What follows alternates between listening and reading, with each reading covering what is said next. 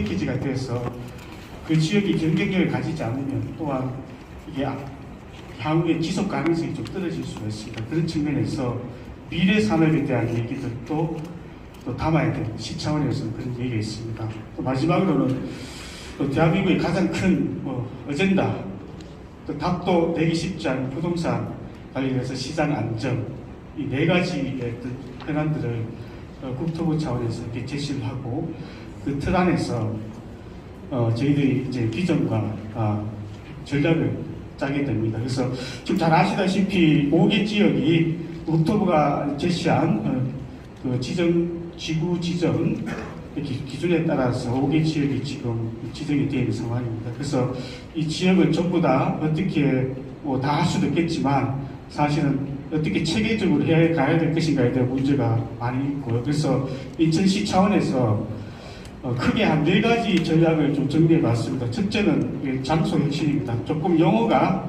조금 이렇게 익숙하지 않을 수 있겠지만 크게 장소 혁신하면 가보시면 여러분들 공원, 도로, 가로 이런 것들이 좀 업그레이드가 되어서 삶의 질 기반을 기여를 하자는 취지고요. 두 번째는 미래형 전주 환경입니다. 4차 산업혁명 시대가 상당히 이제 빨리 도래했고, 그래서 실감은 나지 않을 수 있지만 사실은 디지털이나 여러분 혹시나 1인 1가구에 로봇 서비스가 들어갈 수도 있는 그런 시대가 지금 다가왔기 때문에 사실 그런 부분들도 미래 30년을 내다보고 우리가 고민을 해야 되고요. 그리고 또 산업, 신산업 4.0입니다. 도심의 가장 큰 문제가 자동수입인데요. 그래서 작은 스케일, 큰 스케일이면 더욱더 좋겠지만 주변 지역과에 비해서 작은 일자리, 저는 가로와 공원이라고 생각합니다. 아주 열악.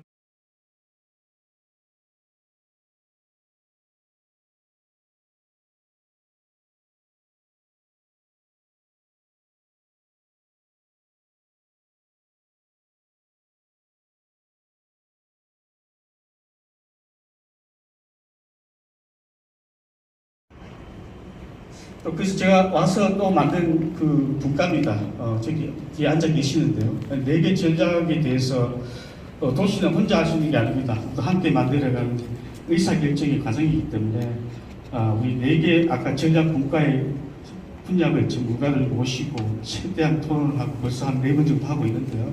그래서 아까 방금 말씀드렸던 실제 살고 계신 여러분들의 땅에 이 노후도시 계획이 진행되는 동안에 최대한 이 중앙의 목적, 미래지향적인 목적과 동시에 여러분이 가지고 있는 또 현안들이 함께 해결될 수 있도록 저희들이 분과를 운영을 하고 있습니다. 그래서 이게 분과를 한 40명 정도 되는데요. 앞으로 계속 운영을 하면서 2부 순서에도 이 분과분들이 나오셔서 여러분의 질문에 또 답변할 수 있도록 또 그렇게 구성이 되어 있습니다. 마지막으로 일정입니다. 지금 저희들이 여기 와 있습니다. 이쯤. 그래서 9월 달에 국토부에 여러분들의 찰근 지역의 기본 계획을 최종적으로 우리가 소통을 하는 걸로 하고 7월 말쯤에 저희들이 시 차원의 계획이 어느 정도 나올 수 있도록 하겠습니다. 그래서 중간 보고를 거친 다음에 시의회, 나중에는 이제 국토부 심의위원회까지 거쳐서 최종적으로 내년 3월쯤에 이 과정들이 완성이 될 수 있도록 그렇게 하겠습니다. 방금 말씀드렸던 최대한 여러 가지 이제 TF, 넥스트엑션 포럼, 자문회의를 통해서 논의된 정보들을 지역에 계시는 분들에게 최대한 소통을 하고 그 소통을 바탕으로서 받은 의견들을 노후도시 기본계획에 담아서 최대한 인천시가 인천시의 노후도시 계획이 글로벌 탑10 도시 또 기본복지 주거복지에 기여할 수 있는 쪽으로 저희들이 기본계획을 잘 완성을 해서 향후에 미래자유를 통해서 다시 한번 공유하는 시간을 가지도록 하겠습니다. 네, 감사합니다. 다음으로 노후계획도시의 지구별 정비 방안에 대하여 주 KG 엔지니어링 종합건설사무소 정배영 선무님께서 발표해 주시겠습니다.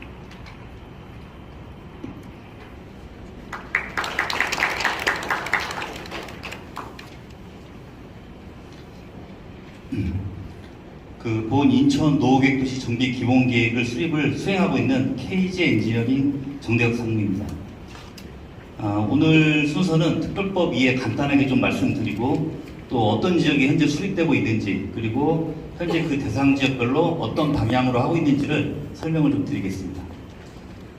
먼저 특별법 이해입니다. 이 법이 작년에 시행이 되었는데 이 법의 시행은 우리 택지지구처럼 계획적으로 만든 도시임에도 불구하고 이제 20년이 지나니까 지하주차장이 없어서 주차장이 없고 또 보행과 차량의 불편함을 겪고 있고 또 노후 관로라든지 이런 것들의 위험성이 있기 때문에 국토부는 택지지구임에도 불구하고 노후되어 있기 때문에 향후 10년, 20년간 이 지역을 어떻게 재건축하고 관리를 할 것인지를 법을 제정을 했습니다. 이 법의 큰 사업 시행 추진 체계는 4가지 단계입니다.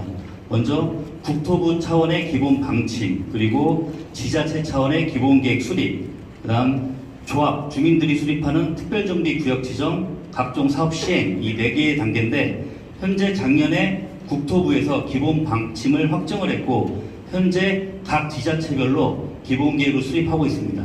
따라서 작년에 국토부 방침이 나왔기 때문에 현재 인천광역시도 관련 방침에 맞춰서 기본 계획을 수립하고 있다. 그렇게 보시면 될 것 같습니다. 이 기본 전략은 먼저 기존에 있는 도시 공간을 좀 재구조화하자. 그러면 어떻게 재구조화하느냐? 단일 재건축이 아닌 단지를 좀 통합을 해서 각종 기반 시설을 위치를 옮기고 보행 통로를 뚫고 하는 계획이 되겠습니다. 그리고 현재 AI 기술이라든지 여러 가지 스마트 도시가 택지지구에 도입하기 쉽지 않기 때문에 근본의 스마트 도시도 도입을 하자는 내용이 되겠고 또 이주 대책 문제가 있기 때문에 단계별로 정비를 하는 게 정부의 목표가 되겠습니다. 이러한 계획 아래서 지금 인천광역시가 어떤 내용들을 수립하고 있느냐 좀 설명을 좀 드리겠습니다. 먼저 이 사업의 대부분이 재건축이기 때문에 이 밀도 계획, 용적률 계획이 상당히 중요합니다. 그래서 정부는 이 특별법상 법상의 1.5배 이상 용적률을 확보해주나 다만 기반시설 용량을 고려를 하라고 되어 있습니다. 그리고 거기에 필요한 기반시설은 우리 재건축에 따른 공공기여금을 활용토록 되어 있습니다. 그래서 모든 택지지구의 용적률을 일괄적으로 올리는 게 아니라 각 지역별 기반시설 용량 현황이 상당히 중요합니다. 왜냐하면 기반시설 용량이 안 되는 지역을 밀도를 상향할 경우에는 상당한 큰 도시적인 문제가 일어나기 때문에 이 기반시설 용량 현황이 상당히 중요하다고 말씀드리겠습니다. 그리고 특별정비 구역 지정입니다. 이 특별정비 구역 지정은 크게 4가지입니다. 아파트 단지 중심의 주택정비형, 그리고 역세권이나 상업지역을 고발하는 도심 중심지형, 그리고 기반시설 정비형, 또 이주단지 조성형, 이 4가지가 있습니다. 이 4가지는 크게 법으로 그 기준을 설정을 해놨습니다. 특히 주택단지 정비형은 폭 25m 도로 안에 포함된 슈퍼블럭 안에 있는 것은 다 통합을 해서 정비를 하라는 내용이 되겠습니다.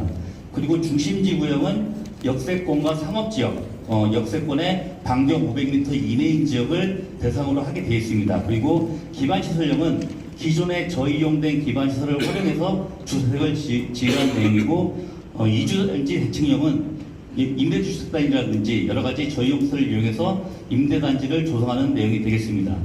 여기에 우리 인천광역시는 이 주택단지 정비형에 대해서는 단일 재건축은 지향하고 가능하면 3-4개 주택단지를 묶어서 설정을 하려고 하고 있습니다. 왜냐하면 단일형으로 갈 경우에는 기반시설 부담이 상당히 많기 때문에 가능하면 통합을 해라 그런 내용이 되겠고 중심지구 정비형, 이 중심지구 정비형은 용도지역을 상향을 시키지만 대신 기부 체납을 하게끔 되어 있고 또 환승시설이라든지 여러가지 시설 설치 조건이 까다롭습니다. 그렇기 때문에 저희 인천광역시는 지하철 2개 이상 환승역 그리고 광역교통시설과 연계한 교통의 결절지에 한해서 중심지구형 정비형을 설정할 예정입니다.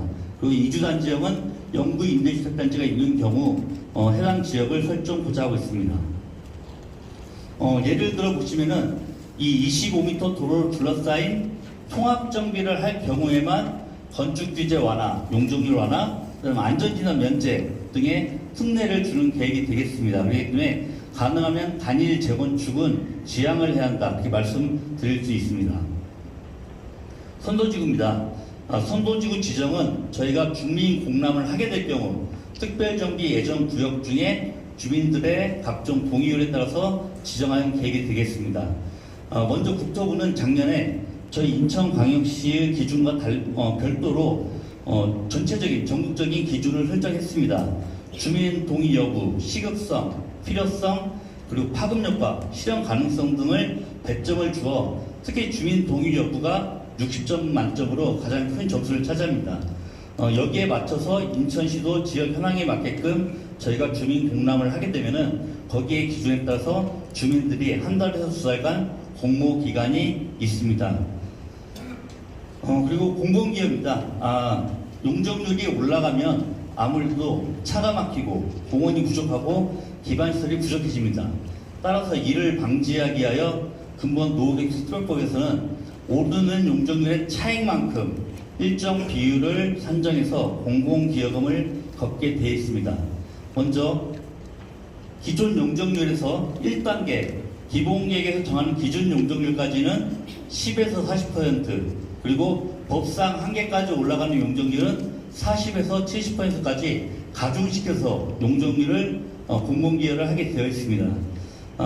이는 그만큼 용적률이 오르는 만큼 그 공공기여를 많이 하기 때문에 1단계까지 할지 2단계까지 할지는 주민들이 나중에 정비계획을 수립하면서 산정을 해보셔야 하는 내용이고, 이 공공기여율의 수치는 인천광역시 조례로 정하게 되어 있습니다. 따라서 뒤에 설명드리겠지만 지역별로 기반시설 현황이 다릅니다. 따라서 지역별로 공공기여율이 다를 수 있다, 이렇게 말씀드릴 수 있습니다. 이러한 공공기여금은 그 오르는 연면적만큼 감정평가를 해서 기여금을 걷게 되어 있습니다. 이 부분도 당초에 도시 및 주거환경 정비법에 의한 재개발 재건축은 무조건 대부분 기부 체납을 하게 되어 있습니다. 내 땅을 내놔야지만 하는데 노후 택지에서는 어느 정도 기반시설이 되어 있기 때문에 오히려 돈만 내면은 그 시설들을 인정을 해주겠다는 내용이 되겠습니다. 그래서 도로시설 정비, 노후관리 정비, 공원 확충, 생활 SOC 복합한데 이 부분도 주민들이 좀 알아야 할 게 이 공공기여금 자체가 우리 단지 앞에 있는 공원, 우리 단지 앞에 있는 주민센터의 복합화, 그 다음 가로 환경에 쓰이기 때문에 이 공공기여금이 내 주거에 우리 단지의 가치를 높일 수 있는 하나의 주요 요인이기 때문에 이 부분도 깊게 생각해 주셨으면 감사하겠습니다. 이주대책입니다. 한 번에 조성된 택지지구 때문에 한 번에 또 철거를 할 경우에는 이 주거 불안정이 일어납니다. 그래서 이주단지를 만들어야 하는데 유유부지 활용하는 방법, 그리고 기존의 임대주택 재건축, 인근 택지지구 활용, 이 세 가지 방법이 있습니다. 이 물량에 따라서 그 해당 연도에 재건축 물량을 산정하게 되어 있습니다. 그러니까 앞서 말씀대로 한 30만 호에 있는 재건축을 한 번에 허용을 해주는 게 아니라 이 이주단지 물량에 따라서 연도별로 물량을 산정해서 단계별로 한다, 이렇게 말씀드리겠습니다. 그러면 대상지별 현황 및 계획 내용이 되겠습니다. 근본 노후기부지 수립 대상 지역은 법적으로는 조성 후 20년 이상, 100만 제곱미터 이상, 100만이 안 되더라도 합쳐서 100만일 경우, 그리고 25% 이내에서 추가할 수 있습니다. 그래서 현재 5개 권역이 저희 법상 수립 대상 지역이 되고, 이 중에 저희 원래 대상 지역 옆에 있는 동일한 택지개발사업법으로 한 개발사업지구는 포함을 시킬 예정이 되겠습니다. 그리고 현재 저희 대상지 내에 있는 공동주택과 공동으로 통합 정비구역이 되거나 아니면은 기반시설 정비, 또 이주단지를 마련할 경우에는 그 해당 지역도 법에 따라서 포함을 할 수 있도록 되어 있습니다. 그래서 그런 내용들을 포함하고 일부 정형화를 위해서 수립 대상 지역을 설정을 하고 있습니다. 먼저 연수지구입니다. 연수지구는 준공 당시 구역계에 동일한 택지개발 사업지구인 선합택지지구를 같이 포함시켜서 검토를 하고 있습니다. 이들 면적이 약 649만 제곱미터이고 현재 평균 용적률이 142.8%입니다. 이 지역은 이런 보건소, 의료시설이 다수 입지하고 있고 지역 내 송도라든지 남도 국가선장이라든지 인근에 대한 일자리 자원이 좀 풍부해서 이러한 지역적 특성을 갖고 있습니다. 9월지구입니다. 9월지구는 남동구와 미추홀구 경계부에 있는 지구로 약 125만 제곱미터입니다. 현재 용적률이 199%로 공원이라든지 배수, 하수처장이 다른 타 사업지구에 비해서는 상당히 양호해다. 예술문화회관이라든지 인천종합터미널 역세권 연계 그리고 중앙공원 활용이 특성이 있는 지역이 되겠습니다. 계산지구입니다. 계양구 계산지구는 약 161만 4천 제곱미터로 기존의 택지지구에 이 기존의 택지 공동주택과 통합해서 할 수 있는 지역을 일부 편집해서 계획을 수립하고 있습니다. 평균 용적률은 247%인데 이 지역의 이제 가장 큰 문제점이 도시공원이 상당히 부족하다. 그리고 고도 제한으로 인한 사업성 확보 문제가 지역의 현안이 되겠습니다. 갈산 부평 9개지구입니다. 갈산 부평 9개지구는 갈산지구, 9개지구, 부평지구를 합쳐서 162만을 계획하고 있습니다. 평균 용적률 228%이고 현재 인근 산업단지 그리고 굴포청과 청천전을 활용한 수변공간 활용 그리고 지역의 각종 개발 사업과 연계할 예정이 되겠습니다. 만수 1, 2, 3지구입니다. 만수 1, 2, 3지구는 만수 1지구, 2지구, 3지구를 통합하여 중간에 있는 지역을 연결해서 하나의 계획 수립 대상 지역으로 150만 3,700제곱미터를 점토하고 있습니다. 현재 용적률이 212%이고 이 만수 1, 2, 3지구가 기반시설은 다른 사업지구에서 상당히 좀 열악하다. 그래서 이 부분의 지역 현안이 되고 있습니다.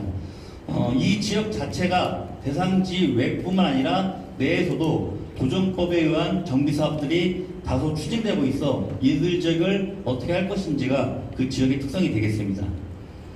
이러한 지역을 대상으로 저희가 각 부분별 계획 수립 방향을 설명드리겠습니다.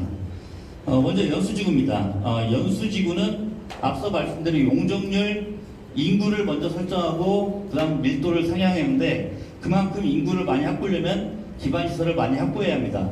다만 연수지구는 현재 도시공원 그리고 일부 배수지, 중학교 등이 부족하기 때문에 이들 시설을 용적률을 올렸을 때 얼마나 또 확보할 것이냐에 따라 지금 인구, 용적률 계획 등을 국토부와 협의 중에 있고 또 관련 부서와 그 확충 계획에 대해서 협의 중에 있습니다. 아마 7월 달쯤에 그 수치가 어느 정도 나올 것으로 보고 있습니다. 연수지구 기본구상입니다. 연수지구는 수임 분당선 중심으로 역세권을 축을 만들어요. 역세권에 대한 활성화를 꾀하고 있고 저희가 중앙가로는 AI 생활가로축이라 해서 시범 생활가로를 구축할 예정이 되겠습니다. 그리고 승기합수리장 그리고 주변에 있는 각종 공원들은 공공기업을 활용해서 복합화 방안을 추진할 예정이고 이 역세권으로 모든 보행이 차량 충돌이 없이 될 수 있도록 보행축을 구축할 예정이 되겠습니다. 이들 지역에 대한 특별정비 예정구역입니다. 앞서 말씀드린 대로 폭 25m 도로에 있는 블록들은 가능하면 포함을 시켜서 3개 내지 4개의 단지를 통합 블록으로 특별정비 예정구역을 정할 예정입니다. 보시면은 노란색 부분이 이런 공동주택단지이고 이들 지역을 가능하면 인접단지와 묶어서 특별정비 예정구역을 지정 검토 중에 있습니다. 9월지구입니다. 9월지구는 상대적으로 타 지구에 비해서 기반시설 확보 현황이 상당히 양호한 편입니다. 따라서 인구가 올랐을 때 그 추가적인 기반시설 용량을 검토를 하고 있는 지역이 되겠습니다. 이 지역은 인천 보스 종합터미널 같은 광역시설 그리고 상업지역을 통한 역세권 도심지역으로 육성하고자 하고 있습니다. 예술회관을 비롯한 단독주택지 내 문화 먹거리 특화거리 그리고 보행 녹지축 연결 각종 생활 SOC 확충 계획을 근본 계획의 내용으로 담고 있습니다. 특별정비 예정구역입니다. 9월지구는 이 지역의 특성은 공동주택지보다는 단독주택이 많은 지역입니다. 따라서 2개의 특별정비 예정구역을 검토를 하고 있습니다. 역세권 쪽에 특별정비 예정구역 그리고 산업 쪽에 이런 산림경관형 특별정비 예정구역을 구상 중에 있습니다. 계산지구입니다. 계산지구도 도시공원 그리고 초등학교 등이 상당히 부족한 것으로 검토되어서 이 부분에 대한 확충 계획을 검토를 하고 있습니다.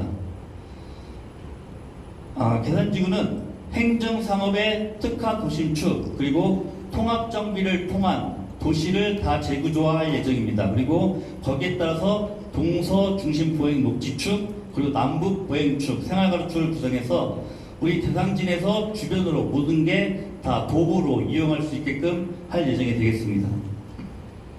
특별정비 예정구역입니다. 이 지역도 주요 간선 도로변으로 3-4개 단지를 모두 묶어서 하나의 통합단지로 계획할 예정이 되겠습니다.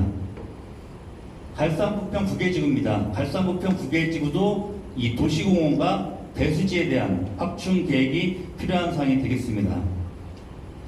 갈산부평 구계지구는 이 부평구청역을 활용한 환승역세권 활성화 방안 그리고 굴포천에 있는 주요 특별정비 예정구역에 대한 수변경관 특화지구 그리고 각 지역별 연결하는 보행녹지 생활가로축 그리고 구행지의 항목지의 부평공장 이전에 따른 특별정비 예정구역 등에 대한 계획을 수립을 하고 있는 중이 되겠습니다.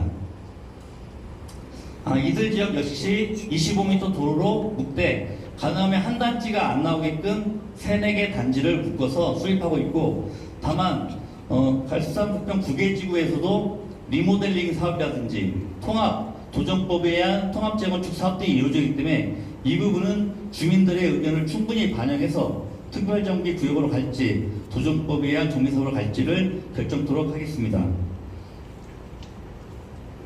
만수 1, 2, 3지구입니다. 만수 1, 2, 3지구는 도시공원, 배수지, 그리고 고등학교 등이 상당히 좀 부족한 것으로 검토되었습니다. 만수 1, 2, 3지구를 저희가 합쳤기 때문에 만수 1지구는 거머리산에 있는 그런 산림병원 특화지구, 만수 2지구는 이런 역세권과 연계한 시장 상업 연계형, 그리고 만수 3지구는 장수천변의 수변 특화 도시를 구축하고 그에 따른 보행 녹지축 및 생활가로축을 구축하고자 하고 있습니다. 현재 노란색으로 보이는 단지들을 특별정비 예정구역으로 검토하고 있습니다. 다만 만수주공 1, 6단지는 현재 도시 및 주거환경 정비법에 따른 통합재건축을 추진 중에 있기 때문에 여기에 대한 특별정비 지구역 지정 여부는 주민들의 의견을 다시 한번 듣고 결정토록 하겠습니다. 이렇게 계획안이 이제 7월, 9월 정도에 이제 공개되고 마련되면은 저희가 기본 계획을 세부 확정되고 내년 3월이면은 저희 본 기본 계획이 확정될 예정입니다. 그래서 이 기본 계획에 따라서 특별정비 예정구역별로 주민분들께서는 특별정비구역을 지정을 하고 그다음 각종 조합 설립, 관리처분 계획 등 사업 시행 계획을 하는 그런 순서가 되겠습니다. 이상 발표를 마치면 질의응답은 저희가 배포된 자료를 참고하시면 될 것 같고 향후에 질의사항이 있기 때문에 그때 자세하게 설명을 드리겠습니다. 경청해 주셔서 감사드립니다. 먼저 오늘 자장을 맡으신 진희선 교수님을 소개하겠습니다.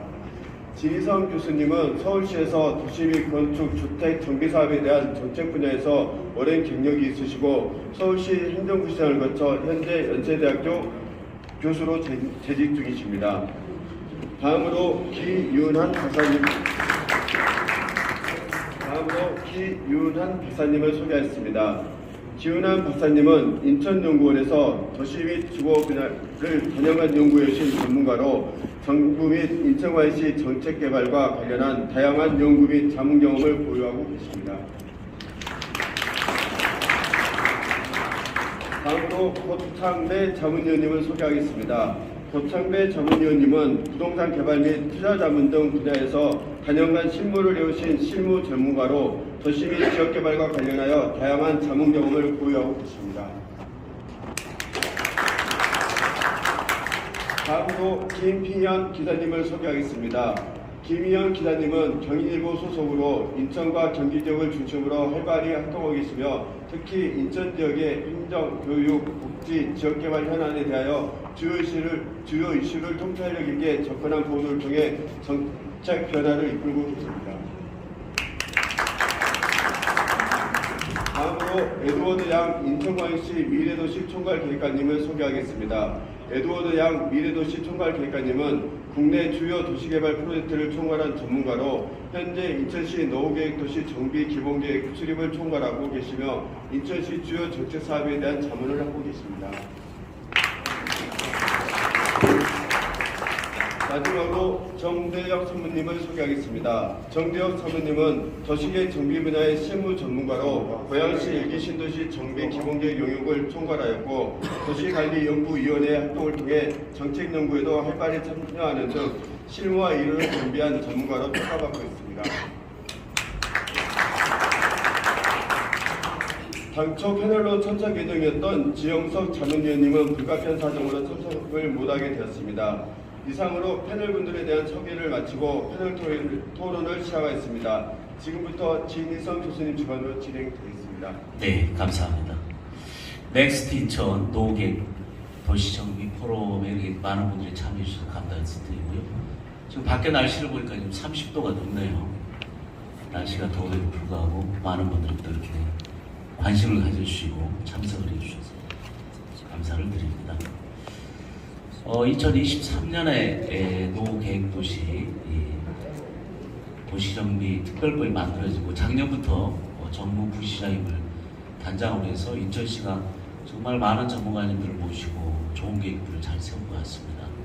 그리고 그걸 바탕으로 해서 오늘 에드워드 양 총괄계획관께서 넥스트 인천 노후계획도시에 대한 비전과 철학을 발표를 해주셨고 그를 바탕으로 우리 KG 엔지니어링 정대혁 사모님께서 구체적인 이제 계획을 담는 기본 계획을 발표를 해주셨는데요. 저희 오늘 그 포럼에 5분이 참여를 하셨습니다. 그래서 5분의 토론을 제가 한 30분 정도 하고 가능하면 여러분의 의견을 많이 좀 받기 위해서 저희는 한 30분 정도로 하고 그거 끝나고 나면 30분 정도 해서 여러분의 질의응답을 받는 시간을 갖도록 하겠습니다. 이 인천 노후계획도시 정비기본계획을 여러분이 이제 들으셨는데 저도 잘 경청을 했습니다. 뭐 대단한 계획이잖아요. 우리가 노후계획도시 하면은 보통 일기 신도시를 많이 생각을 하는데 일기 신도시에 못지않게 우리 인천에도 굉장히 많은 우리가 한 5개 정도 나누어서 여러분께 설명을 드렸는데 상당한 양의 노후계획도시가 있습니다. 이걸 어떻게 계획을 잘하고 실행을 잘하냐에 따라서 넥스트 인천의 미래 모습이 저는 확연히 달라질 것이다 이렇게 생각을 합니다. 오늘 그 두 분의 발표 잘 들었는데요. 여기에 대해서 우리 전문가들께서 좀 고견을 부탁을 드리겠습니다. 먼저 세 분의 아까 그 에드워드 양 총괄계획관님하고 정대혁 상무님은 발표를 하셨기 때문에 마지막에 순서를 좀 드리도록 하고 먼저 제 오른쪽에 있는 전문가 두 분의 의견을 듣도록 하겠습니다. 기윤한 의원님부터 좀 의견을 말씀해 주시겠어요? 네. 안녕하십니까. 인천연구원의 기훈환입니다. 네, 노후계획도시 정비특별법이 만들어진 이유에 대해서는 발표자가 얘기도 했고 다들 잘 아실 거라고 보여집니다. 제가 오늘 말씀드리고 싶은 거는 오늘 발표한 게 비전에 대해서 얘기했고 그다음에 세부 계획들에 대해서 얘기를 해서 우선 비전 쪽 측면에서 좀 더 보완을 했으면 좋겠다라고 하는 생각 차원에서 좀 말씀을 드리도록 하겠습니다. 인천 노후계획도시 지금 5개 지구이고 480만 호 규모의 약 50만 명이 현재 거주하고 있습니다. 향후에는 정비가 다 완료가 되면은 최소 60~70만 명이 거주하는, 그러니까 인천의 한 4분의 1이 거주하는 어마어마한 규모의 지역이라고 볼 수가 있습니다. 여기에서 발표에서 장소혁신, 그다음에 미래형 정주환경, 신산업, 탄소 중립이라고 하는 이 분야별로 이 혁신을 통해서 이 글로벌 도시로 가져가겠다라고 하고 있는데 일단 글로벌 도시라고 하는 부분은 딱히 정의 내려진 부분은 없습니다. 그냥 제가 생각하기에 이 글로벌 도시를 추구하기 위해서는 일단은 매력적인 주거 공간이라고 하는 부분이 있어야 된다라고 판단이 되고 두 번째는 좋은 일자리입니다. 이 두 가지는 비전에서 같이 얘기를 하고 있는 상황이고 그 다음에 활력 공간이라고 하는 부분이 필요합니다. 일명 핫스팟이라고 하는 그러니까 예를 들어 뭐 성수동, 뭐 연희동 뭐 이렇게 서울에서 얘기하는 그런 지역들로 발전해 갈 수 있는 그런 활력 공간이 필요하다고 할 수가 있습니다. 인천에서 이 부분이 좀 상대적으로 미흡한 측면이 있습니다. 활력 공간이라고 하는 부분에서. 그래서 이 활력 공간이라고 하는 부분을 채우기 위해서는 문화적 기능이 같이 포함되어야 될 것으로 보여집니다. 이 비전에서 소이너시티라고 하는 부분, 일자리하고 그 다음에 그 내부에서의 이 일부 문화 창업, 고용 공간까지 이제 포함을 시키는 부분이 있는데 이 부분에서 좀 문화 기능을 더 강화를 시켜야 되지 않을까 싶습니다. 이 문화 기능이라는 게뭐 종합문화예술회관 아니면 서울의 예술의 전당처럼 큰 규모의 문화 기능이라기보다는 소규모의 문화 공간들이 그러니까 내가 살고 있는 집에서 뭐 10분 이내에 뭐 갤러리가 있다든지 아니면 공연장이 있다든지 극장이 있다든지 이런 것들이 있어야 된다라는 부분입니다. 그래서 크게 생각하는 문화 기능보다는 일상생활에 이 도움이 되는 그런 문화 기능들이 물론 생활 SOC라는 차원에서 접근은 하고 있는데 생활 SOC 차원은 복지적인 측면이 좀 강하기 때문에 그것보다는 민간하고 같이 연계해서 이 찾아갈 수 강화할 수 있는 그런 문화 기능이나 문화 시설들을 좀 더 강화를 시키는 방향으로 이 비전을 잡는 것이 글로벌 도시라고 하는 측면에서는 좀 지향해야 될 그런 사항이라고 판단이 됩니다. 그리고 두 번째는 좀 현실적인 얘기 좀 하고 싶습니다. 정비를 하는가 하고 물론 다들 알고 계실 거라고 생각이 듭니다. 이 두 가지 차이점에 대해서 간단하게 말씀드리면 노후계획 도시는 공공의 목표를 달성하고자 하는 부분이 강합니다. 재건축은 조합, 그러니까 민간의 목표 달성에 이 초점이 맞춰졌다라고 보시면 됩니다. 요 공공하고 민간하고 그 사이에 공공기여냐 기부채납이냐 요거에 대해서 끊임없이 줄다리기를 아마 하게 될 겁니다. 최종적으로 정비사업이 확정될 때까지 이 부분을 어떻게 가져갈 것인가 라고 하는 부분인데 노후계획 도시의 장점은 그러니까 좋은 주택을 만드는 게 아닙니다. 좋은 주거 환경, 살기 좋은 동네를 추구하는 게 노후계획 도시라고 보시면 됩니다. 특히 기반 시설에 대해서 내 집만 20년, 30년 노후화된 게 아니라 도로, 상하수도, 관로 이게 내 주거단지뿐만 아니라 그 주변 지역까지 다 노후화가 된 상황입니다. 그래서 재건축은 내가 살고 있는 주택단지만 가지고 좋은 주택으로 만드는 거라고 보시면 되고 노후계획도시는 우리 동네, 내가 살고 있는 동네 전체적인 기반시설을 업그레이드하는 차원으로 접근한다고 보시면 좀 더 적정하지 않을까 싶습니다. 그러다 보니까 내가 내야 할 공공기업, 어떻게 보면 이 조합분들의 이 비용 부담이 좋은 동네 만드는데 더 많은 돈이 필요하게 됩니다. 그래서 거기에서 공공하고 조합하고 줄다리기를 하는 그런 차원으로 계속 이 협의를 해 나가지 않을까라고 생각을 하게 되고 그래서 노후계획 도시의 목표는 살기 좋은 동네입니다. 제가 이 비전에서 활력 공간 핫스팟을 얘기했듯이 재건축, 개별 재건축을 하면 핫스팟은 절대로 만들어질 수가 없습니다. 노후계획도시라는 이 지구적 차원에서 좀 이 동네 차원에서 지역 차원에서 접근을 해야 핫스팟이라고 하는 활력 공간이 만들어지고 일자리도 창출이 되고 그러면서 그 지역 자체가 더 좋은 글로벌 도시라고 하는 목표에 다가갈 수 있는 그런 것으로 변모하지 않을까 생각을 합니다. 네, 네. 이상 여기까지만 말씀드립니다. 네, 감사합니다. 기훈한 위원님께서 먼저 첫 토론을 열어주셨는데요. 무엇보다도 활력 공간, 핫스팟을 많이 만들어야 된다.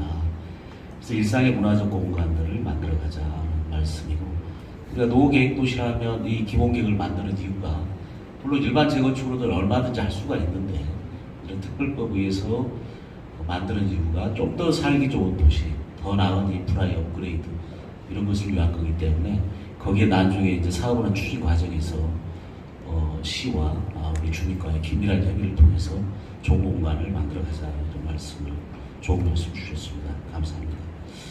그 다음에 우리 고창배 의원님. 네, 안녕하십니까. 룰리 단지내기법인 고창배입니다. 오늘 들은 내용 관련해서 짧게 몇 가지 말씀드리겠습니다. 좀 크게 말씀해 주세요. 네. 네, 아까도 차장님께서 그 서두에 오늘 날씨가 무척 덥다고 말씀하셨는데 우리나라 기후는 올해가 가장 시원한 해라고 할 정도로 앞으로 계속 기온은 이제 올라갈 것으로 예측을 하고 있습니다. 치고 온다는 심각한 상황들이 되고 있는데요. 그렇기 때문에 그 비전 체계를 설명해 주실 때 주요 4개 아젠다 중에 하나로서 탄소 중립에 대해서도 말씀해 주셨습니다. 이게 결국 미래에는 저희가 선택이 아니라 필수적으로 받아들여야 되는 그런 이슈라고 생각을 하고요. 그래서 향후에 어떤 재건축을 하는 데 있어서 탄소 중립 관련된 사항들은 선택이 아니라 필수라고 저희가 보고 있습니다. 그래서 지금 탄소 중립 포함해서 비전 체계에서 말씀해 주신 4가지 주요 항목이 있습니다. 장소역 신호와 전투 환경, 신상 이런 주요 아젠다를 제시해 주셨는데 이게 단순한 그 조합단위의 재건축 사업이 아니라 노후계획 도시 정비라는 체계로 가고 있기 때문에 이것은 결국 이제 인프라의 개선이 가장 큰 핵심이라고 저는 이해를 하고 있습니다. 그래서 이런 인프라의 개선이라는 것이 기존의 일반적인 인프라가 아니라 우리 어차피 장래 10년, 20년 후의 그 사업이기 때문에 인프라가 미래지향적인 인프라가 수반되어야 될 것을 보고 있고 그런 것들을 고려해서 비전 체계에서도 이런 것들을 보고 있습니다. 그래서 이런 것들은 저도 중요한 이슈라고 생각을 하고 있는데 다만 좀 고려해야 될 부분이 있을 것 같습니다. 이런 기반시설 비용에 대한 문제입니다.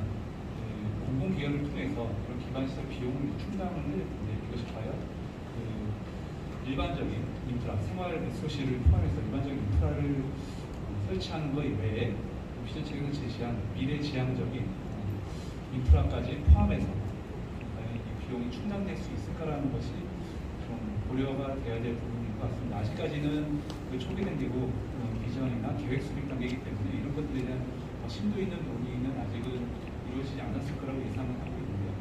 결국 이러한 미래지향적인 인프라가 됐을 때의 비용이 충당 가능하냐. 그리고 두 번째는 이런 미래지향적인 인프라가 설치됐을 때에 과연 자산가치 상승 효과가 충분히 나타날 것인지가 현실적인 이슈일 것 같습니다.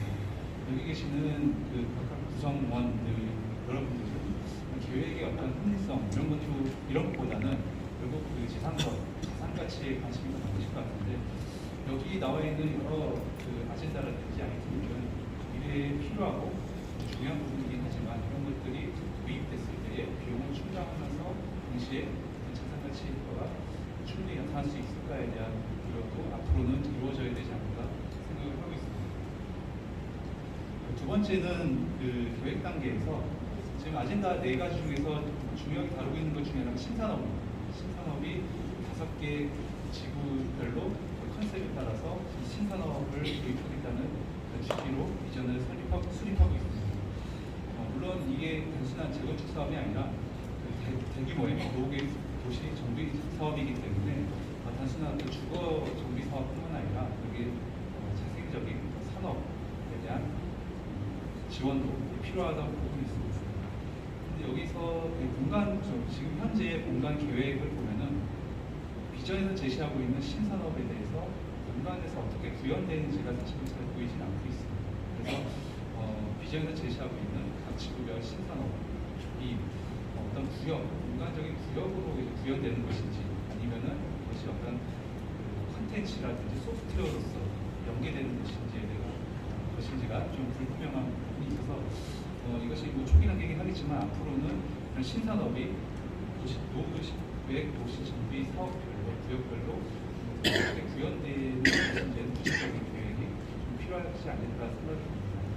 또 이런 신산업이 각 지구별로 도입이 됐을 때 기존의 산단들, 기존 제조업 중심의 산단들과 어떻게 융화될 수 있느냐도 중요한 부분인 것 같습니다. 특히 이제 연수지구 같은 경우는 인근의 남동 산단 같은 기존의 제조업의 국내 최대 이제 제조업 전진 기지가 있는데 이런 제조업 기반의 배후 지역으로서의 연수지구가 있는데 앞으로 이런 신산업들이 도입됐을 때의 연수 산단하고의 상관관계, 연계성, 상생 이런 부분들에 대한 고민을 같이 이루어져야 되지 않을까 생각을 하고 있습니다.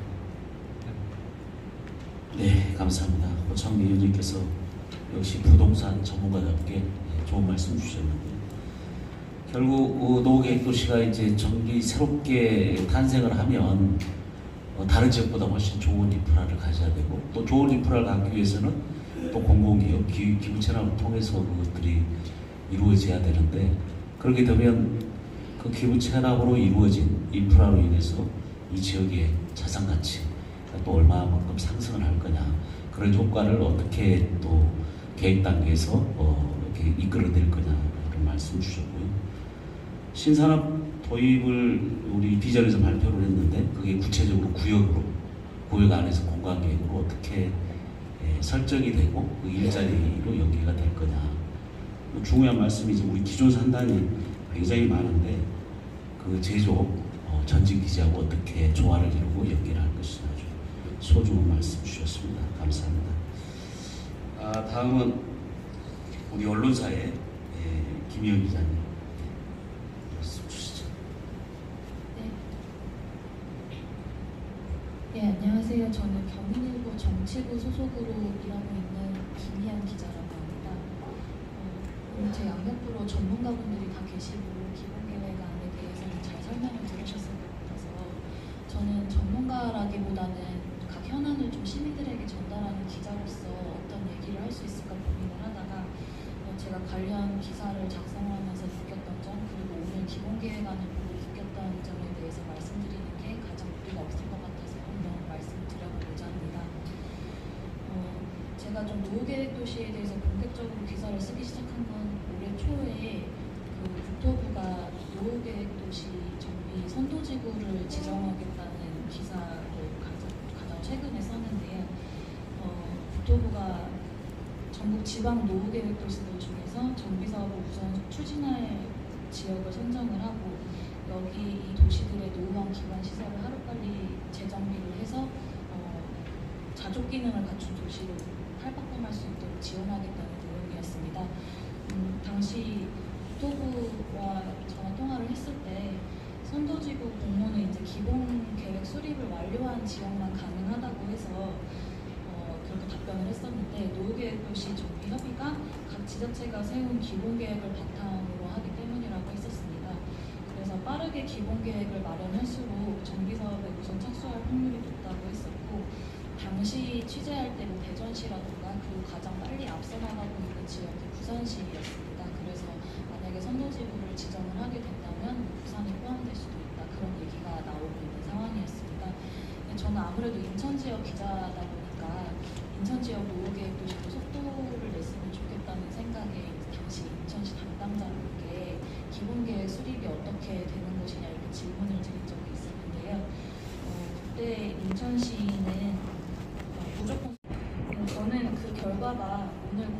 기본계획안이라고 생각을 하고요.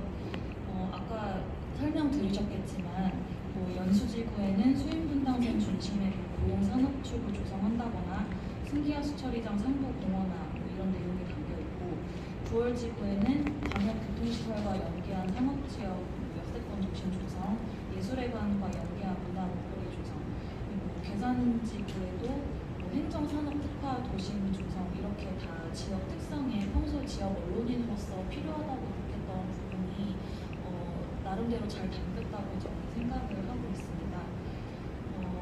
이제 관건은 이게 기본계획안을 사실 주민분들이 공감을 하고 제대로 기본 계획을 확정을 해서 사업을 추진하는 것일 텐데요. 주민분들이 공감하려면 아무래도 우리 지역이 바뀌는 거에 대해서 나의 이 전환이 어떻게 되는지, 이주 대책이 어떻게 되는지가 제일 궁금하실 거라고 생각을 합니다. 그래서 관련법에도 이주 계획을 반드시 수립돼야 된다고 나와 있는 만큼 아까도 이제 3가지 이주단지 조성 방안 설명해 주셨기 때문에 쟁점기 기간에 이주단지 확보 등 문제가 발생하지 않고 제대로 추진될 수 있도록 관련 기관과 협의, 주민분들과의 소통이 필요할 것 같다고 생각이 들었습니다.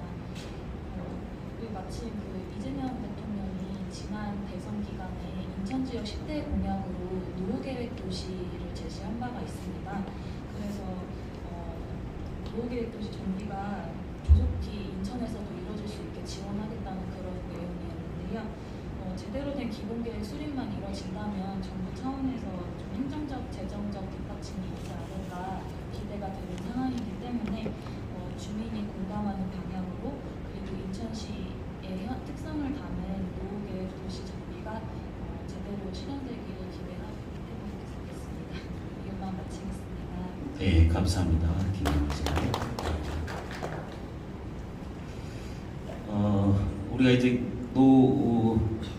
노후계획도시 기본계획을 이제 빨리도 세워야 되지만 또 중요한 건 지역 특성을 정말 정확하게 반영하는 그런 계획이 필요하다는 말씀. 그리고 이주계획이 수립이 필요하고, 아마 우리가 이제 노후계획을 잘 수립을 하면 대통령뿐만이 아니고 정부 차원에서도 상당한 지원이 되기 때문에 우리가 잘 수립하는 게 좋겠다, 이런 소중한 말씀 주셨습니다. 다음은 발표를 하시긴 하셨습니다만 우리 노후계획도시 기본계획 수립하면서 여러 가지 또 생각이 드셨을 거예요. 우리 총괄계획과 에드워드 향 박사님께서 먼저 말씀 나눠 주시죠. 네. 저희 동료들하고 연수, 월수, 회의를 합니다. 노후도시 계획 관련 있어요. 잘 안 들려요. 좀 크게 말씀하세요. 마이크를 좀 당기시죠. 예. 고맙습니다. 현장에 담겨 있다. 고맙습니다. 저희 동료들하고 월수목, 우리 옆에 계시는 우리 민간기업에서 이제 후보를 수행하시는 분은 오후 4시. 그래서 제가 지난 1월 달부터 계속 회의를 하고 있는데, 어차피 이 분야 좀 몸담았던 사람으로서 우리 오른쪽에 계시는 동료들하고 얘기하시면 항상 결론이 어떻게 되냐면, 제 개인적으로는 좀 아쉽긴 하지만 공무원 계신 입장에 완전히 주민 편이었어요. 그래서 내가 이렇게 하면 계신 주민들은 재산권 문제, 그들이 동의 문제, 그들이 앞으로 어떻게 이걸 이제 수행할 것인가에 대한 문제, 항상 기승전결 주민이었습니다. 제가 만든 얘기가 아니고, 그래서 요즘에 제가 세뇌가 당해서 아까도 발표할 때 말씀드렸지만 주민의 재산권 관련된 문제, 저는 국가 사업을 좀 많이 끌어본 사람이긴 한데, 이렇게 현장에 살고 계시는 분들 앞에서 이렇게 대화를 해보기 거의 처음이겠습니다. 눈빛이 무서워요, 사실은. 그래서 제가 좀 말씀드리고 싶은 거는, 자세히 보시면 우리 연수구, 갈산, 계산, 만수 다 지역을 보시면 비율을 나눠보면 가처분 용지, 소위 말 여러분이 가지고 계시는 재산권, 가처분 용지하고 공원, 가로, 도로, 주차장 이런 것들 비율을 보면 평균적으로 한 50대 50 그 정도가 되거든요. 그래서 제가 왜 이 말씀을 드리냐면은 노후도시계획은 아까 앞에 피 박사님이 정말 잘 말씀하셨는데 이거는 내 택지에 있는 재산권을 높이겠다 이런 사업은 아닙니다. 이거는 가치 파일을 키워서 가치 브랜드를 높여서 가치 부동산 가치를 높여서 살만한 곳을 만들어서 우리가 잘 살아보자 그런 얘기거든요. 그래서 1차적으로 공공이 할 수 있는 거는 여러분 주위에 있는 공원, 가로, 상하수도 다 포함해서 최대한 우리가 글로벌 스탠다드라는 것이 별것이 아닙니다. 사람이 삶의 질을 높이고 만족할 수 있는 수준이면 되는 거예요. 그래서 지금은 제가 다녀보니까 너무나 열악한 상황에서 50% 가처분 용지를 빼고 50%에 대한 부분들을 제 시에서 충분히 지혜를 모아서 여러분들 어메니티라고 그러죠. 삶의 질을 높일 수 있는 전종의 기회를 할 것이다. 저는 그렇게 확실히 들고요. 두 번째, 앞에 계시는 우리 이렇게 주민들은 이렇게 좀 도전이 될 수 있는 얘기인데, 그러면 나는 내 거는 끝까지 지키고 내 재산 가치를 끝까지 지키고 다른 것을 그렇게 얻겠다. 이거는 동의 안 하시죠?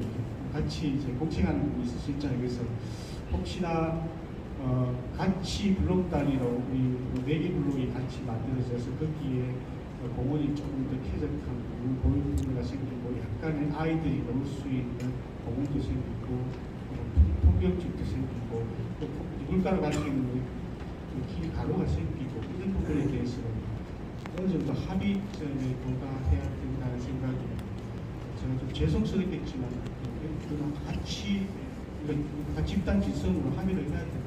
그래서 이 도시기본계획의 취지는 여러분들의 재산권을 우리가 이렇게 혼동시키겠다는 의미도 아니고, 그리고 우리가 스스로의 욕심을 채우겠다는 것이 그런 의미도 아니고, 다만 서로가 합의될 수 있는 대화의 바탕이 될 수 있는 틀을 제공할 것입니다. 그래서 그 부분을 1차적으로 최대한 에너지를 집중을 하고, 그 다음에 이 대표님 말씀하신, 이사님 말씀하신 블록을 어떻게 구성할 것인가 이런 문제들 이제 그때는 정말 그분에서 책임을 가지고 이렇게 대화하는 거예요. 이게 이제 처음이지만 두 번째인데, 첫 번째 선거부터 이제 잘 크게는 모르셨는데 앞으로 계속 소통을 하면서 좋은 점을 찾아가겠다 이런 말씀을 꼭 드리고 싶고요. 그래서 김 박사님 말씀 전적으로 보면 이거는 개별 땅에 대한 얘기가 아니라 같이 잘 살아서 같이 높이자는 얘기니까 거기에 대한 주민들의 어떤 합의점으로 같이 이끌어내야 되는, 이건 많은 부분에 자본도 있을 수는 있겠죠. 그렇지만 공공은 공공의 어떤 목적이 있습니다. 그래서 그런 부분도 좀 향후 프로세스를 진행하는 과정에 좀 양해를 해주셨으면 그런 생각을 많이 들고요. 마지막으로 한마디만 더 하면 지금 480만 평이 50만 명이 살면 2002에 거의 300만 명이니까 거의 25% 정도 차지한다고 볼 수가 있는데, 지금 이거 시작하지 않으면, 이거 5년, 10년 뒤에 일어나서 지금 시작하지 않으면, 제가 지구 두 바퀴 반을 본 사람인데, 제 3만 5천 불씩의 선진국이 겪어야 될 도시 문제는 선진국에서만 겪는 겁니다. 도시 노화 문제, 세태 문제. 후진국에서 일어나지 않아요. 그래서 선진국형 문제라고 보기보다 현안인데, 지금 이거를 주민들하고 같이 어떻게 바꿀 것인가 기회를 짜놓지 않으면 5년, 10년 뒤에는 정말 심각할 것 같습니다. 지금 인천의 빈집이 3,795명이 제가 조사를 해봤어요. 3,975, 중구가 제일 많이 집중되어 있고, 그래서 그런 부분에서 같이 제시가 글로벌한 장소가 되면서 삶의 질도 높일 수 있는 그런 기회가 노후도시계획 시스템이 어느 정도 시작이 되는 겁니다. 물론 전비법도 있지만 전비법보다는 노후도시계획이 좀 우선이 강합니다. 그래서 다음 세대의 아들, 딸들도 살만한 공간에 여건을 또 만들어줘야 되는 상황이기 때문에 지금 저희들도 심각하게 지금 회의도 하고 있고, 그래서 그런 것들이 살고 계신 주민들과 잘 소통이 돼서 좋은 합의점에 도달했으면 좋겠어요. 우리 직원들이 공기하고 노경이기 때문에 거의 제가 볼 때는 트라우마 상태거든요. 제가 어떻게 정할지. 난 10%에서 15%, 20% 저기서 공기에 올리면은 여기 지금은 이렇게 보고 계시지만 나중에 물병 날라올지도 모르지 않습니까? 그래서 그런 부분들이 앞으로 좀 반대라는 말씀을 총괄계획 입장에서 말씀드리고 고맙습니다. 네. 총괄계획과 이제 그동안 이제 계획 세우면서 아까 뭐 결론은 이제 기승전 주의시다 이런 말씀해 주셨고 또 계획 세우면서 앞으로 이것이 실행까지 이어지려면 굉장히 많은 이제 노력과 또 주민들과 협의를 해나가는 과정이 있을 거다. 그래서 고뇌 깊은 말씀 감사합니다. 결국 우리가 이제 이 지역을 계획을 잘 세워서 살기 좋은 동네 또 동네 가치 브랜드를 높이다 보면 후속적으로 당연하게 부동산 가격이 오르게 된다. 이런 말씀을 주셨습니다. 그 다음에 정대입 사무님. 저는 계획 수립하는 수행사 입장에서 앞선 그 패널 자문위원들의 말씀을 좀 대답하는 형식으로 좀 말씀을 드리겠습니다.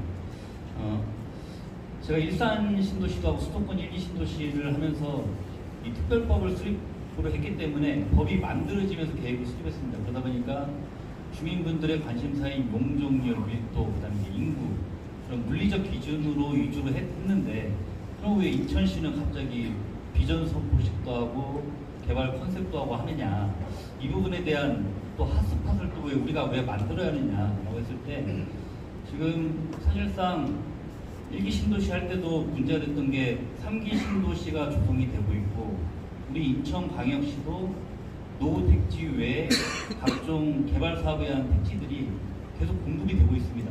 그러면은 우리 주민분들은 나중에 이 아파트를 재건축을 해서 과연 그들과 분양 경쟁에서 이길 수 있겠느냐. 그래서 단순 수량, 용적률, 단순 아파트만 고쳐서 할 경우에는 아마 분양성에 상당히 좀 위기를 겪을 수 있다.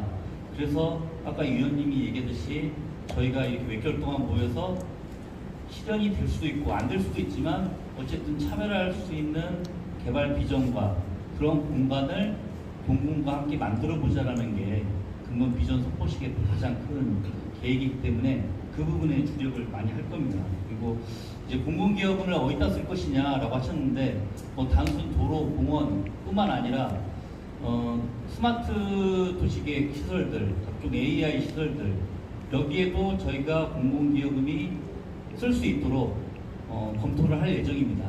그러니까 단순 물리시설 개설뿐만 아니라 어쨌든 우리 노후계획 도시가 미래도시로 갈 수 있는 각종 시설에 대한 그런 내용들도 우리 주민분들이 낸 소중한 돈이기 때문에 거기에 쓰일 수 있게끔 해서 노후계획 도시가 경쟁력 있게끔 하려고 하는 계획들을 저희가 검토 중에 있습니다.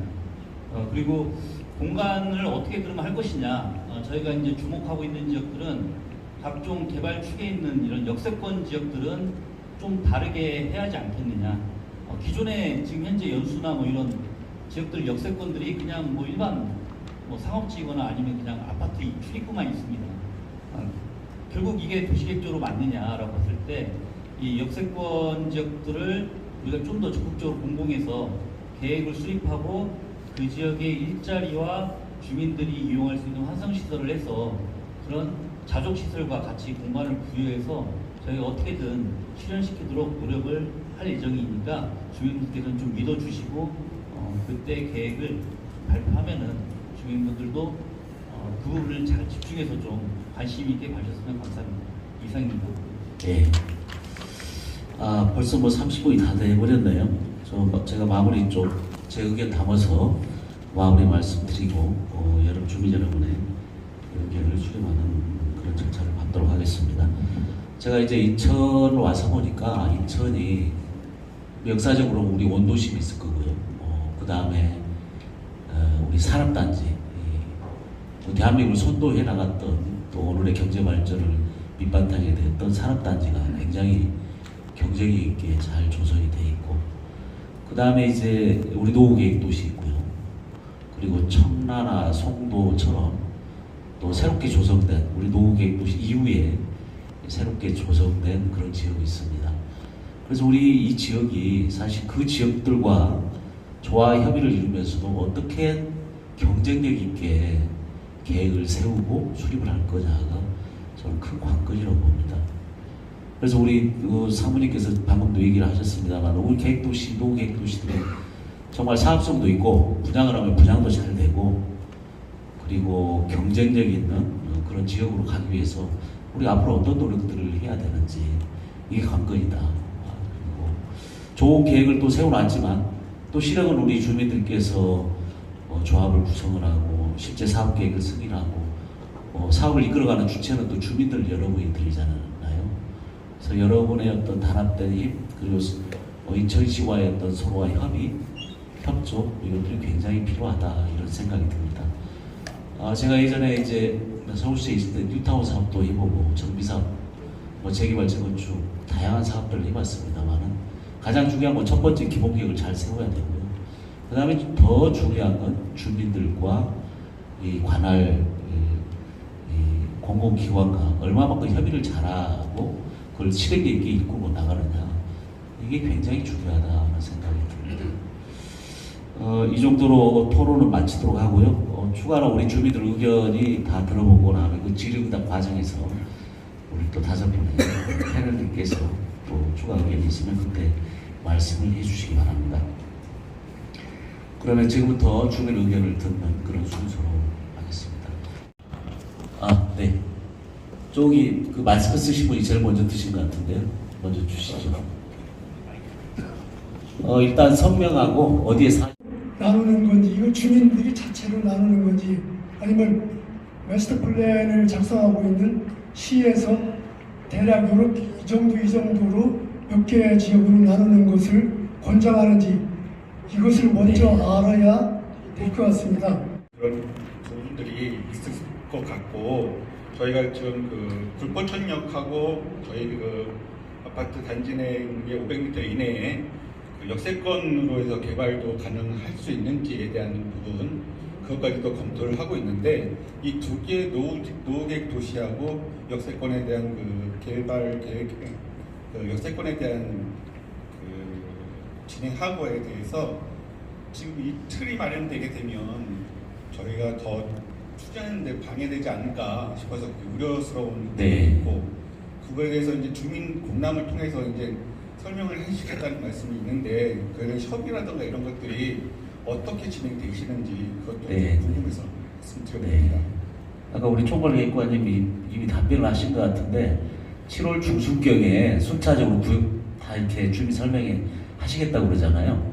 그때 구체적인 계획을 좀 의견을 주시면 좋을 것 같습니다. 저희 같은 경우는 지금 오늘도 저희가 그 금요일 날 아파트 단지 내에서 통보를 받아서 좀 모아게 될 것 같은 온 거거든요. 그러니까 그런 시기적인 부분들이 너무 촉박하다 보니까 주민에 대한 참여라든가 이런 것들이 많이 부족합니다. 그래서 이제 알겠습니다. 좋은 말씀 감사합니다. 여유 있게 좀 해줬으면 하는 바람입니다. 아까 방금 말씀하신 얘기는 우리 이제 주민들의 의견, 특히 나중에 이제 기본계획 틀이 완성이 되면 주민 제안을 할 건데 그러기 전에 주민 의견을 충분히 들어서 주민 제안 사항이 반영이 되고 또 역세권 지역이 어떻게 되는 건지를 좀 의견을 들어서 결정을 해달라는 말씀이니까요. 우리 그 연구진들이 계획팀들이 그걸 잘 수용해서 진행하리라고 봅니다. 자, 그러면 갈산, 부평, 부배지구 있고 9월지구하고 계산지구가 지금 안 하셨네요. 그쪽에서 의견 지금 저희가 서감이 어떻게 되십니까? 기무한됩니다. 준비 추진위원회를 지금 만들어서 연수구에서는 최초로 활동을 하고 있는 중입니다. 근데 저희가 사실 먼저 이 일을 하다 보니까 상당히 좀 애로사항이 있어요. 뭐냐면은 첫째는 저희가 기존에 이걸 홍보하는 것이 상당히 어려워요. 사실 주민 홍보가.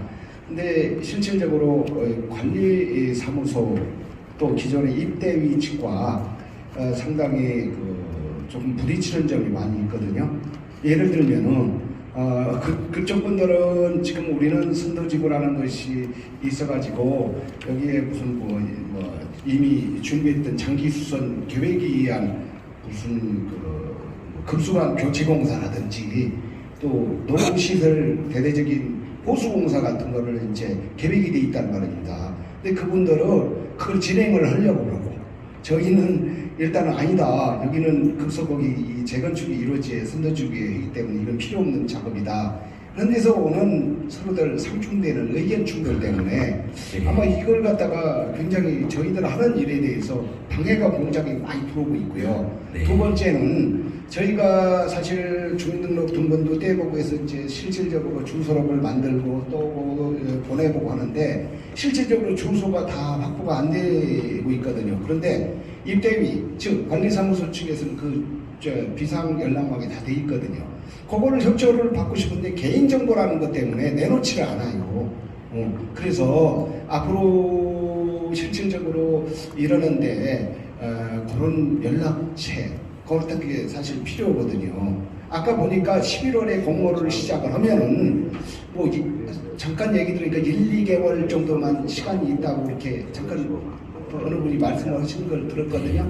그런데 사실 이런 주소 같은 게 이렇게 확보가 안 되고서는 그거 홍보하는 것도 굉장히 힘들거든요. 그래서 그런 점을 특별히 좀 신경을 써주시고요. 그 다음에 이제 노후도시 구청에서 어떤 얘기까지 있느냐면은 구청에서 이제 연수구청 같은 경우에서 몇 차례 설명회도 했거든요. 그럼 각 단지별로 아파트 단지별로 홍보 좀 해주십시오. 그래서 관리소장한테 그걸 띄운다고 이메일로 안 지원하는 데가 여러 가운데가 지금 발견돼서 지금 갈등이 있거든요. 네, 그런 좀 묻고 싶습니다. 알겠습니다. 뭐 여기서 답변을 하시겠습니까? 아니면 제가 좀 총괄적으로 한번 제 경험치로 말씀을 드려볼게요. 이거 주민들의 주소록은 불가할 겁니다. 그걸 공개하는 건. 그건 개인정보에 관한 특별법에 의해서 정말 개인의 정보를 누구한테 알린다는 것은 엄격히 금지되어 있거든요. 그건 뭐 이해를 해주시고, 물론 홍보에 답답한 면이 있겠지만 그렇게 해주시고, 또 하나는 그 관리사무소에서 좀 더 적극적으로 나서서 입주자 대표나 이런 데 나서 적극적으로 홍보해달라는 말씀은 아마 우리 이제 7월 중순부터 쭉 개별적으로 주민 설명을 따로 하지 않습니까?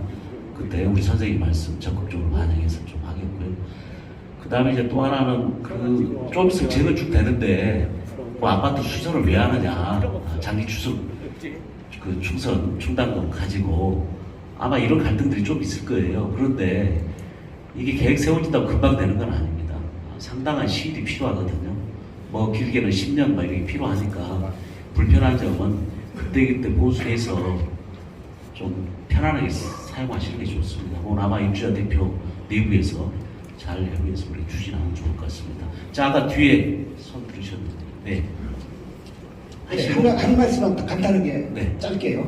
그러면은 공모가 11월에 들어가면은 언제 정도 공모가 마감되고 또 확정은 선거지구 확정은 언제 정도 가능하겠습니다. 사모님 간단히 부담금에 그 신청이 아직도 많으면 시작도 이제는 추가 분담금이 여러분들 시간이 뭐 많이 걸리죠. 아직 멀었어요.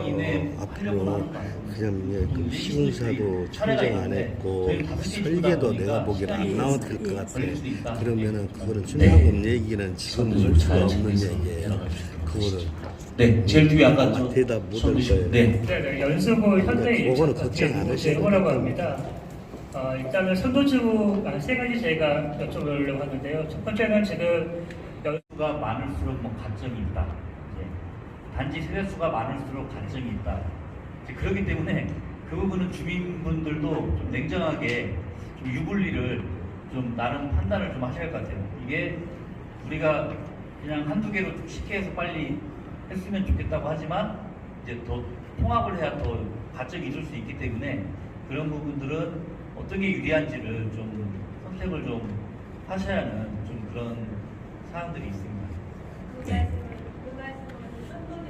우리 설악지구 같은 경우가 도적국으로 간다고 했을 때 혹시 계속 그걸로 추진할 수 있는 건지 아니면 정비구역으로 딱 지정이 되버리면 특별법으로 할 수밖에 없는 건지 그걸 좀 여쭤보고 싶습니다. 네, 좋은 질문입니다.